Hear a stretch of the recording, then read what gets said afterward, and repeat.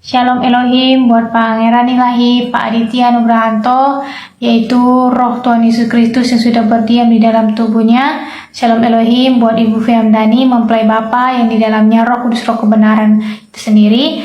Shalom Elohim para malaikat Tuhan, Shalom Elohim para saksi Tuhan, Shalom Elohim para mempelai Tuhan, Shalom Elohim buat semua anak Tuhan dimanapun saja berada.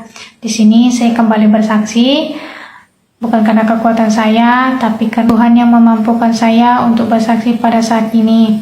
Sebelumnya, saya ini hanyalah manusia debu tanah, manusia yang hina, manusia berdosa, buta, tuli, dan telanjang.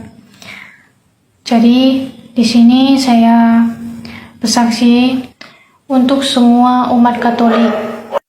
Janganlah kamu sekalian menyembah patung, karena itu adalah berhala. Ingatlah, patuhilah 10 hukum Allah, 2 hukum kasih. Janganlah membuat bagimu patung dalam hal apapun juga, wujud apapun juga. Berdoa di patung itu, cium-cium patung itu, roh Anda ditawan di dalam patung yang disembah itu. Makanya jangan heran, banyak kematian di dalam keluarga. Ditawan semua, dijadikan tumbal karena menyembah patung. Oleh karena itu, janganlah membuat patung dan menyembah patung itu agar roh Anda tidak ditawan di dalam patung itu. Dan hanya doa Bapa kami yang diajarkan Tuhan Yesus Kristus. Bukan doa Rosario maupun Salam Maria, itu adalah mantra. Ketahuilah inilah kebenarannya yang dibukakan oleh roh Tuhan Yesus Kristus karena Dia Maha Tahu, yang sekarang ini sudah berada di tengah-tengah kita di dalam tubuh casing Pak Aditya Nugrahanto.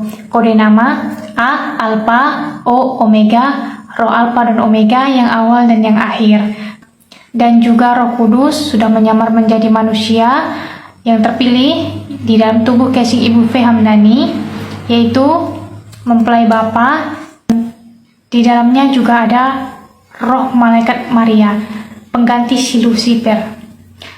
Dialah perempuan yang berselubungkan matahari dengan bulan di bawah kakinya dan sebuah mahkota dari 12 bintang di atas kepalanya.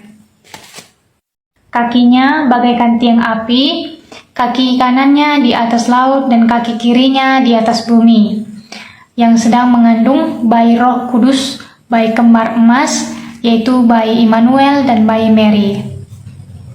Patikan itu tidak menyembah Tuhan Yesus, tetapi Patikan menyembah dewa Mesir kuno, si Horus dan Osiris. Logonya matahari.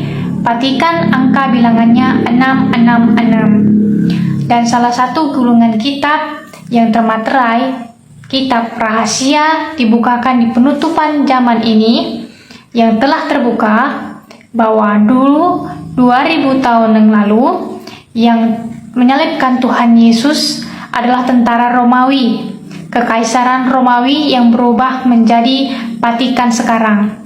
Jadi yang menyalibkan Tuhan Yesus adalah si Paus Vatikan itu, si ular tua yang menyesatkan umat Tuhan di seluruh dunia. Dan IHS adalah Isis Horus Set. Pusat Babel ada di Vatikan, dan sudah banyak bukti-bukti dan terbongkar karena dibukakan sendiri oleh roh Tuhan Yesus Kristus itu sendiri. Nama gelar Paus Vicarius Filii adalah angkanya 666, dan dia mengesahkan perkawinan sesama jenis itu LGBT. Nah, yang membuat murka Allah cepat turun, Sodom dan Gomora, inilah penggenapan dalam Lukas 17 ayat 29. Mesias palsu atau nabi palsu adalah mereka yang menyuruh menggunakan tanda 666 Dajjal itu, yaitu enjusan, microchip, barcode, dan penyembahan Lucifer atau Dajjal.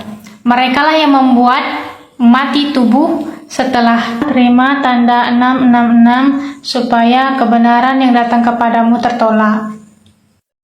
Salah satu ilah lain adalah mengagungkan anjusan itu supaya bisa menikmati dunia ini, bisa masuk mall, bisa bepergian sesudah terima tanda 666 itu.